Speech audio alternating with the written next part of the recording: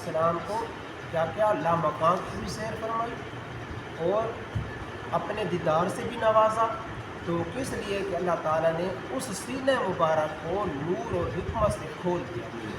اللہ تعالیٰ نے اس سینہ مبارک میں اپنا نور داخل فرما دیا۔ جب حضور صلی اللہ علیہ وسلم نے یہ آیت مبارکہ پڑھی تو پھر کیا ہوا کہ صحابہ کرام نے عرض کی کہ اے محبوب علیہ السلام اس کھولنے سے کیا مراد ہے؟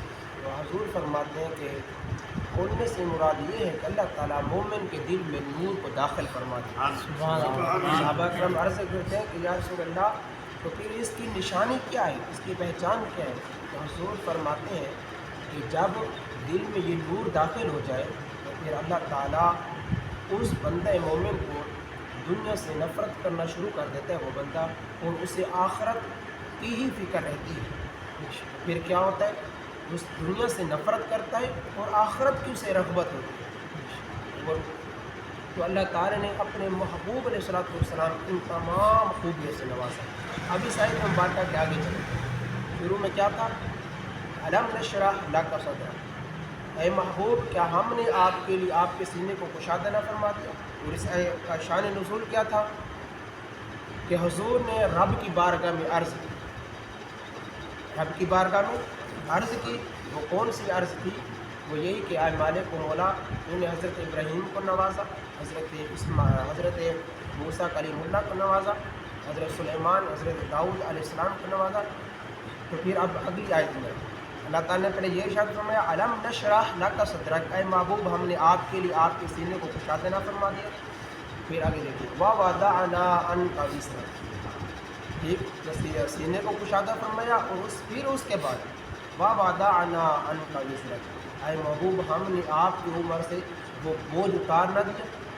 کون سا بوجھ؟ الذی انقض ظہرک، وہ ایسا بوجھ تھا جس نے آپ کی پیٹھ مبارک کو بوجھ کی وجہ سے جھکائے رکھا۔ وہ بوجھ کون سا تھا؟ وہ امت کا غم تھا۔ وہ بوجھ کون سا تھا؟ وہ امت کا درد تھا۔ جب حضور صلی اللہ علیہ وسلم یہ تبلیغ فرمایا کرتے تھے امت کے بارے میں، اتنا تھا کہ حضور صلی اللہ علیہ وسلم اتنے غمگین ہوئے کہ حتیٰ کہ حضور صلی اللہ علیہ وسلم کی جان یا کس پرواز کرتے، اور اللہ تعالیٰ نے آپ علیہ السلام کو تسلی دی، آپ علیہ السلام کو تسلی دی، دلاسا دیا۔ اور پھر دیکھیے اب اسی بوجھ کا ذکر آ رہا ہے اس آیت مبارکہ میں، الذی انقض ظہرک ووضعنا عنک وزرک الذی انقض ظہرک، وہ جو بوجھ تھا اے محبوب علیہ السلام جس کی وجہ سے آپ کی پیٹھ جھکی جا رہی، جس کی وجہ سے آپ اتنا شدید غمگین ہوئے کہ آپ کی امت ایمان اور اسلام کی طرف نہیں آ رہی تھی، حتیٰ کہ آپ کو ایسے محسوس ہوتا تھا کہ کہیں آپ کی جان پرواز نہ کر دیں، کہ آپ رب کی بارگاہ میں اپنی جان کو حاضر نہ کر دیں۔ تو اے محبوب علیہ السلام ہم نے آپ کا وہ بوجھ بھی اتار دیا۔ اب عرض حضور نے کیا کی تھی شروع میں کہ اے محبوب آپ نے حضرت ابراہیم کو نوازا، تو مجھے کس چیز سے نوازا؟ اب اللہ رب العزت فرما رہے ہیں کہ اے محبوب ہم نے آپ کے لیے آپ کے سینے کو بھی کشادہ فرمایا، اور وہ جو بوجھ تھا امت کا بوجھ تھا، اور وہ جو کافر تھے جو ایمان لے کر نہیں آ رہے تھے، تو محبوب علیہ السلام نے وہ بوجھ ہلکا نہ کر دیا آپ کا۔ وقت کافی ہو گیا تو انشاءاللہ نیکسٹ اس صورت مبارکہ کا مکمل تفسیر و ترجمہ کریں گے تو آپ کو مزہ آئے گا اور ایمان تازہ ہوگا۔ آپ خود بھی پڑھیے اس کا اور لذت لے کر پڑھیے۔ قرآن مجید کی ہر ایک آیت نور ہے، ہدایت ہے، محبوب علیہ السلام کی نعت ہے۔ تمام نعت خوان جمع ہوتی ہیں یہاں پر، حضور صلی اللہ علیہ وسلم کی مدح شریف فرماتے ہیں، حضور صلی اللہ علیہ وسلم کی ذات مبارکہ پر درود و سلام پڑھتے ہیں، تو یہ پورا قرآن مجید یہ بھی حضور صلی اللہ علیہ وسلم کی نعت ہے۔ تو یہ جو چھوٹی چھوٹی صورتیں ہوتی ہیں، آیات مبارکہ ہوتی ہیں، تو پھر آپ تو ان کو اسی ذوق میں لے کر پڑھ سکتے ہیں کہ یار اس آیت کی یہ تفسیر بن رہی ہے، تو اس نعت ہم نے وہ نعت پڑھی تھی، اس کا شعر اسی کے مطابق آ رہا ہے، اس طرح پھر اس کی لذت ہی اور ہوگی، اور پھر ہر آیت مبارکہ میں آپ لوگوں کو ڈوبنے کا دل چاہے۔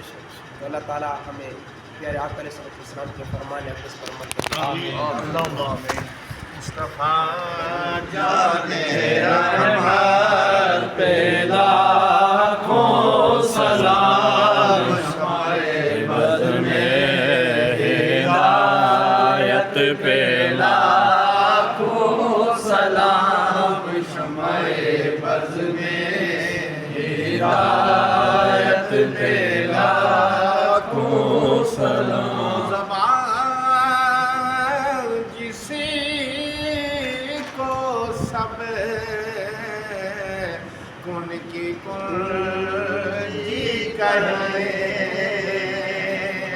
وہ زبان جس کو سب کن کی کنجی کہے اس کی نافذ حکومت پہ لاکھوں سلام مصطفیٰ جان رحمت پہ لاکھوں سلام شمع بز میں ہدایت پہ لاکھوں سلام جس کی منبر ہوئی گردن اولیاء جس کی منبر ہوئی گردن اولیاء اس قدم کی کرامت پہ لاکھوں سلام مصطفیٰ جان رحمت پہ لاکھوں سلام شمع بز میں ہدایت پہ لاکھوں سلام السلام گلشن